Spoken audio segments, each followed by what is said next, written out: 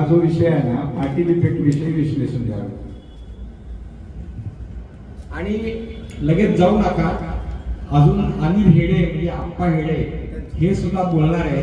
त्यांना बोलायचे काही शंका असतील तर पहिल्या क्लिअर करा, कारण त्यांचे सुद्धा या कार्यक्रमामध्ये तळमळ आहे. अशोकराव असतील, अनिल असेल, भानुदास मोहरे असतील, शामराव सासोडे असतील, हे लोक वेळेत आले, त्यांनी कामं केली. सूरज आता अमरशेठ नाहीये, पण सूरज सुद्धा आला. या सगळ्यांचं मी आभार मानतो.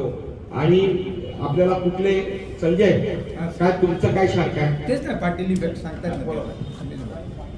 आता बरेच आपण सगळे जे बोललो ते एआयचा यूज टेक्नोसेव्हीबद्दल बोललो, पण आता जो ऑडियन्स म्हणजे इथे जे सगळे बसलेले आहेत हे वापरबद्दल बोललो. पण तुमचे नातवंड किंवा मुलं आता या फेजमध्ये आहेत, ते वापर करतायतच ऑलरेडी.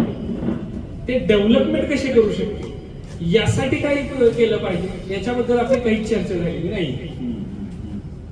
हे सगळं आपण यूज कसं करू, वापर कसं करू, अप्लाय कसं करू, बिझनेस कसा वाढवू, पैसे कसे कमवणार, कोणते टूल आहेत, पण how to develop that tool, हे टूल कसं वापरायचं, कसं बनवायचं, अजून नवीन कोणते टूल बनवले पाहिजे, त्याला आम्ही R&D म्हणतो, रिसर्च अँड डेव्हलपमेंट.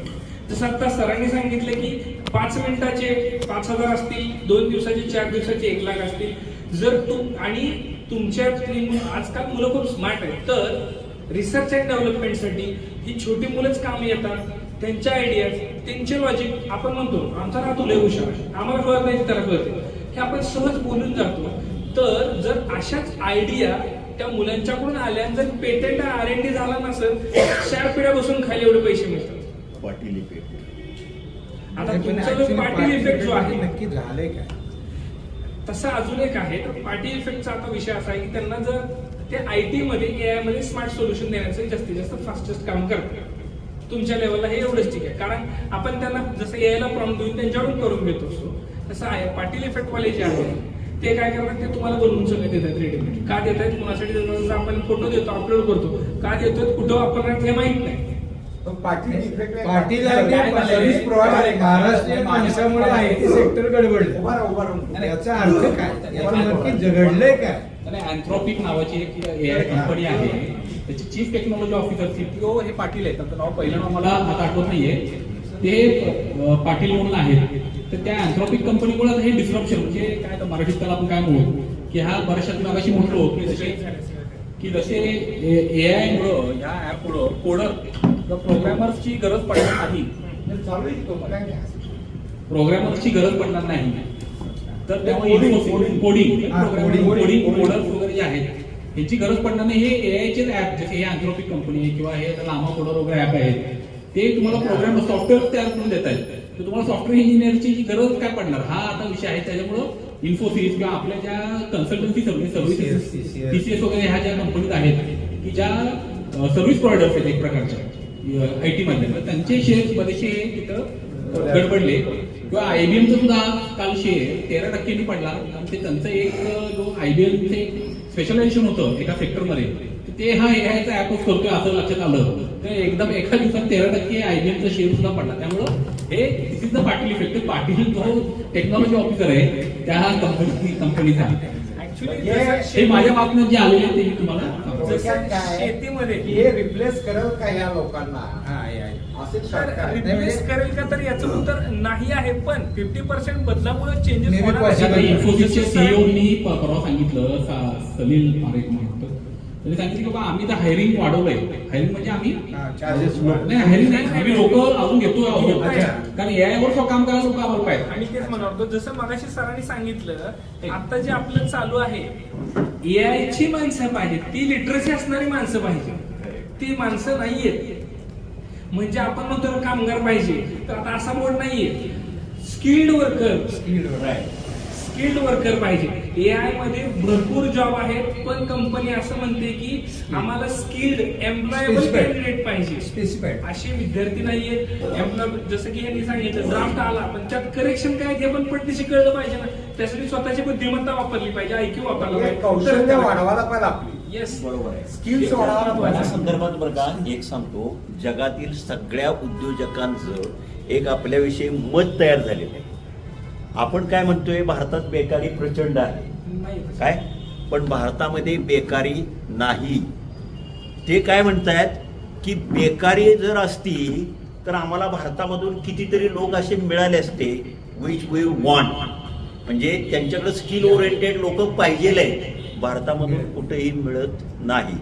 त्यामुळं त्यांचा असा समज झालेला आहे की भारतामध्ये बेकारी नाही, पण भारतामध्ये बेकारी आहे का तर स्किल नाही. आपल्याकडे स्किल नाही, आपल्याकडे कौशल्य नाही. त्यांना जी हवी आहे ती कौशल्य नाहीत. आज टाटा बिर्ला सुद्धा हेच म्हणतायत की आम्हाला ज्या पद्धतीचे कामगार पाहिजे त्या पद्धतीचे बाजारपेठेमध्ये कामगार नाही, आणि यादव सर, आणि त्यामुळं भारतामध्ये बेकारी आहे असं आपल्याला म्हणता यादव येईल. सर, मी बरेच इंजिनियर्स बघितले, बरेच ग्रॅज्युएट बघितले, त्यांना बेसिक सुद्धा गोष्टी माहिती नाही. बरोबर. Lack of skill, lack of skill, knowledge, lack of knowledge. आता नॉलेज आहे पण दे आर हॅव्हिंग नॉलेज, पण they don't have skill. Skill आणि ऍप्लिकेशन नाही माहिती. नवीन शैक्षणिक धोरण 2020ला जे कस्तुरीरंगन समितीनं जे डिक्लेअर केलेलं आहे त्याच्यामध्ये मुख्य हाच गाभा आहे त्याचा की स्किल ओरिएंटेड एज्युकेशन, कौशल्याधिष्ठित शिक्षण द्यायचं आहे भारतातल्या विद्यार्थ्यांना. आणि कौशल्याधिष्ठित शिक्षण देऊन ज्ञानाधिष्ठित समाजरचना तयार करून 2047 या ज्ञानाच्या आधारे नवनिर्मिती म्हणजे नवीन उत्पादन, नवीन सेवा तयार करायचे आहे, जास्तीत जास्त भारताच्या बाहेर पाठवायचे आहे, राष्ट्रीय उत्पन्न वाढवायचं आहे आणि भारत ही जागतिक महासत्ता तयार करायची. हे नरेंद्र मोदींचं स्वप्न आहे. हे थोडक्यात या पद्धतीने टप्प्याटप्प्यानं आपण चाललोय. सुंदर पिचाई गुगलचा सीईओ आता, तो कुठला आहे मूळचा, ह्या इकडं तामिळ काय साऊथचा कुठलं ते गाव आहे, ते 72चा जन्म आहे. त्याला 2 खोल्या होत्या राहायला फक्त. वडील कुठले ते इलेक्ट्रिकल इंजिनियर होते, शिक्षणाला पैसे नव्हते.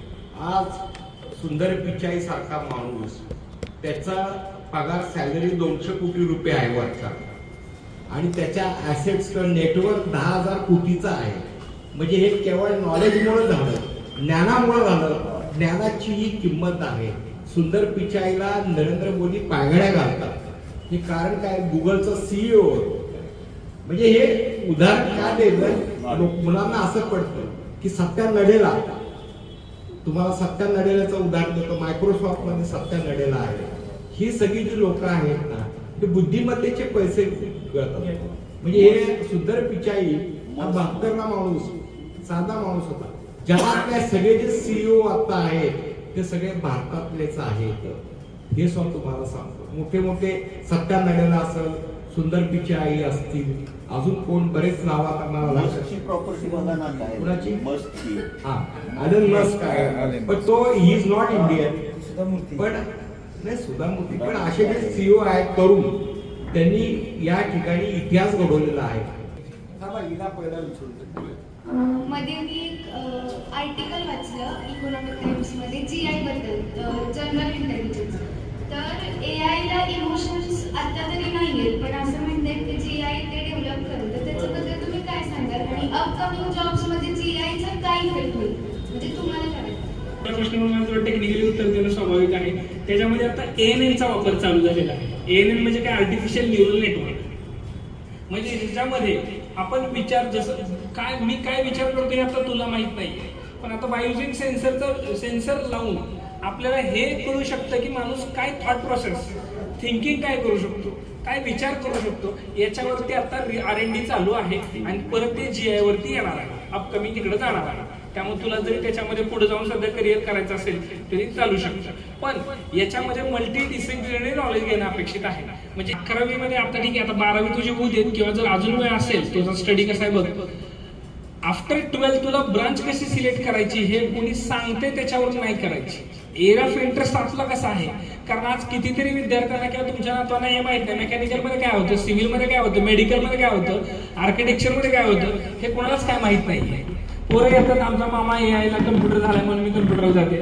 असं न करता टेक्नॉलॉजी ग्रास्पिंग केली पाहिजे. त्यासाठी तुम्हाला जर कधी लागले तर जेवढा नंबर घ्या, आपण तशा पद्धतीने तुम्हाला मार्गदर्शन करू. म्हणजे तुला ज्या ट्रेडला जायचं आहे, म्हणजे जसं की IQ EQ ह्या जे टेस्ट केल्या जातात त्याच्यानुसार आपला जो इंटरेस्ट आहे तिथं जर ऍडमिशन घेतलं तर तुझं करिअर खूप जास्त मोठं होईल. तेच आहे, तुम्ही जो प्रश्न विचारेल ती फक्त रिलेटेड माहिती ऍज इट इज प्रोव्हाइड करतं. Google is a search engine provider आणि चॅट जीपीटी काय करतं, तुम्ही जो प्रश्न विचारलाय, तुम्ही जो क्वेश्चन दिलाय त्याची माहिती सगळ्यांच्याकडून पब्लिक सेक्टर मधून जशी घेतली जाते ती ग्रॅब करून आपल्याला दिली जाते. आपल्या माहिती आपल्याला जशी पाहिजे तशी. Integrated with AI for the development आहे, त्यामध्ये का artificial intelligence, machine learning, data science मध्ये डेव्हलपमेंट आहे. प्रश्न अगदी समर्पक आणि चांगला आहे. आत्ताच्या ट्रेंडनुसार ज्यावेळेला मी इंजिनिअरिंग केलं त्यावेळेला AI हा शब्दच नव्हता. पण एआयचा हा सुरुवात जी आहे ती ॲलन ट्युरिंग या शास्त्रज्ञाची आहे 1940. ॲलन ट्युरिंग हे मी नाव मात्र ऐकलं होतं, मी ते पुस्तक जे वाचलं होतं, पण त्यानंच AI वरती काम केलं हे आम्हाला त्यावेळी शिकवलं नव्हतं. जे की मी तुम्हाला आता पायथॉन म्हटलं, आम्हाला वर्गात शिकवताना शिकवलेलं की पायथॉन इज आउटडेटेड लँग्वेज, शिकवू नका. आणि आज आम्ही पहिल्या दिवशी वर्गात मुलांना सांगतो की पायथॉन ही गरजेची आहे पहिल्या दिवशी शिक. तसं आजच्या दृष्टीने तू ज्या स्टेजला आहे त्यासाठी तुला AI ML वरती काम करणं गरजेचं आहे. अजून त्या पुढचं जाऊन सांगतो, माझा पोस्टडॉकचा जो रिसर्च आहे, तुम्ही जे सगळे चॅट जीपीटी म्हणताय, मी चॅट जीपीटी पेक्षा बेटर ऍप्लिकेशन बनवलेलं आहे. त्यासाठी जे अल्गोरिदम वापरलेले आहे ते चॅट जीपीटी रिप्लेस करतोय. जोरदार टाळे होते सर त्याच्यासाठी. रिप्लेस करतो आणि त्याच्या टेस्टिंगसाठी मला 1 महिन्याचा खर्च 40,000 रुपये. अजून तुम्हाला 2-3 महिने का लागेल तरच मी माझा रिसर्च पब्लिश करू शकतो की चॅट जीपीटी पेक्षा मी बनवलेला प्रोडक्ट बेटर आहे. माझा नंबर सांगायचा राहील. हा नंबर सांगा सर. माझा नंबर घ्या. आणि सगळ्यांनी आज घरी गेल्यानंतर 2 कामं महत्वाची करायची होती की SOS ऍक्टिव्हेट करायचं, ते विसरत नाही यायच्या नादाला. माझा मोबाईल नंबर आहे 98 81 44 50 45. सूरज नालावडे. कसा फायदा आहे ते चॅट जीपीटी वापरणं अपेक्षित आहे आणि चॅट जीपीटीला आपली प्रोफाईल लॉग इन करून अपलोड करणं गरजेचे आहे. What Rajesh told. Yes correct. इंडियाचं कुठलं आहे सर? इंडिया नाही, आपल्याकडे प्रॉडक्ट कुठले नाही. इंडियन सर इंजिनियर कुठलं नाही. अहो, आपण दुर्दैवाने आपल्या कुठल्या IT कंपनी आपलं प्रॉडक्ट बनवू शकले नाही. आपण फक्त काम बाकीच्या हमाली केल्या. आपलं टॅलेंट आपले बाहेर तिकडे काम करते, हा हे दुर्दैव आहे. हे महत्वाचं पण आपल्या भारतात फेसबुक निघाला का, गुगल निघाला. मला वाटतं हेमंत सरांनी जावायला आणि कन्येला म्हणजे भारतात बोलवून घ्यावं, काय हरकत नाही, तिथे स्कोप भरपूर आहे. ओ वहिनी जरा थांबा 2 मिनिटं. केलेलं आहे आणि मला फक्त नाही जाऊ दे, त्यांना कसं होतंय त्यांच्या देखत मला बोलायचं अडचण होते. एवढं फक्त एकच सांगतो की विशेष आभार जे आहे, आभार प्रदर्शन हेमंतरावने मागाशी नावं घेतलेली आहे. ही मूळ संकल्पना आम्ही चंद्रविलासमध्ये सकाळी बसत असतो, तिथे बऱ्याच वेगळ्या वेगळ्या गोष्टीची चर्चा होत असते आणि मूर्त स्वरूप ज्याला म्हणतात तर ते अशा पद्धतीने हेमंतरावने या गोष्टीला दिलेलं आहे. आणि माननीय नलवडे सर इथं आले, यादव सर आहे, त्याच्यानंतर राजेश्वर सर आहे. फक्त होतंय काय माहितीये का, घरकी मुलगी दाल बराबर असं ज्याला म्हणतात, कारण हेमंतराव आपलेच आहे. त्यामुळं त्याची बाहेर काय की बाहेर ह्या सगळ्या प्रोग्रामला पेड प्रोग्राम ज्याला म्हणतात, मी फार मोठं प्रवचन देतोय असं समजू नका की बाहेर पेड सर्व्हिस असेल तर त्याला लोक आवर्जून जातात. मोठे सेमिनार मध्ये 25,000 50,000 1 लाख रुपयापर्यंतच्या फीज घेतल्या जातात. आणि मला फक्त कसं आहे, मी थोडासा हेमंतरावशी जास्त कनेक्टेड आहे, आमचे शामराव सासवडे आहेत, सगळ्या लोकांनी कष्ट घेतलेले आहेत. फक्त इथं एकच सांगायचं मला आवर्जून आहे की माझा हेमंतरावने या सगळ्या गोष्टीची कल्पना आहे. माझा जास्त जो भर असतो तो व्हॉट्सअप ग्रुपवर जास्त असतो, कारण मी टेक्नॉलॉजीचा माझ्या दृष्टिकोनातला जो काही उपयोग करून घेता येईल तो मी घेत असतो. तर एकच फक्त विनंती आहे, मी तिथं ह्याच्यावर तुमच्या खांबाच्या तिथं आपल्या वही ठेवत आहे. आदर कासार कम्युनिटी जी मंडळी आहे त्यांनी मुद्दाम त्यांचे मोबाईल नंबर आणि ते जे काही काम करतात हे मुद्दाम द्यावं. बाकीची सगळी लोक माझ्या नजरेच्या टप्प्यात आहेत, कोण कोण हजर होतं मला माहिती आहे आता. आणि सरांनी, यादव सरांनी सुद्धा उल्लेख केलेला आहे कसं आहे. आणि मला फक्त इथं आवर्जून एक मी थोडंसं हेमंतराव म्हणतात की तुम्ही भावनिकपणा कमी करा, कारण यादव सरांनी सांगितलं की भावना या पाहिजेतच, त्याच्याशिवाय उपयोग नाही. फक्त धर्म अर्थ काम आणि मोक्ष हे 4 पुरुषार्थ आहेत आणि आपण आता कालिकेच्या मंदिरात बसलेलो आहोत. हा धर्म आहे, अर्थ काम आणि मोक्ष या सगळे पुरुषार्थ झाले पाहिजे. पुरुषार्थ म्हणजे फक्त पुरुषांनी करायचे म्हणून नव्हे, तर स्त्रिया आल्या, पुरुष आल्या. तर मला फक्त इथे एकच सांगायचंय की ही आपण एक चांगल्या पद्धतीची आपण ह्यात एक लक्षात घ्या की इथून सुटका नाही, म्हणजे यादव सरांची पण सुटका नाही आणि नलवडे सरांची पण सुटका नाही. आपण त्यांचा पूर्णपणे चांगल्या पद्धतीनं उपयोग करून घेऊया, राजेश्वरचा सुद्धा उपयोग करून घेऊ आणि एक चांगल्या पद्धतीचा व्हॉट्सअप ग्रुप बनवूया. आणि आज लोकांना फक्त मला एकच सांगायचं की ही चळवळ म्हणजे काय माहितीये का, की नुसतं आपण भेटलो, बसलो, ऐकलो, सोडून दिलो असं न होता त्याचा प्रत्यक्षात महिलांना नुसतं दिशा, साड्या, दागिने आणि काय 15-20 महिन्यात जमायचं, आज चंद्रविलास झालं, नंतर दुसरं हॉटेल झालं असं न करता मी ती टीका करतोय असं समजू नका की प्रत्यक्षात ह्या गोष्टीचा, कारण ही टेक्नॉलॉजी येणार आहे, या टेक्नॉलॉजीचा उपयोग कशा पद्धतीने करूया. कारण आपण यादव सरांना सोडणार नाही, नलवडे सरांना सोडणार नाही, हेमंतरावांच्या बरोबर प्लॅनिंग करून आणि हेमंतरावांचा सुद्धा आपण चांगल्या अर्थाने उपयोग करून घेऊया. आणि मी परत पुन्हा एकदा नलवडे सर, यादव सर, हेमंतरावांचे सुद्धा आभार मानतो, राजेश्वरचे आभार मानतो आणि ह्या इव्हेंटसाठी ज्या लोकांनी इथं सहकार्य केलं तर त्या लोकांचे आभार मानतो. याच्यानंतर मी स्वतः पसायदान म्हणतो, जर कोणाला पसायदान म्हणता येत असेल, यायचं असेल तर ते पुढे येऊ शकता. माऊलीचं पसायदान होईल आणि त्यानंतर आपण परत एक व्हॉट्सअप ग्रुपला डिक्लेअर करूया की दर 15 दिवसानं, कारण ही न संपणारी चळवळ आहे.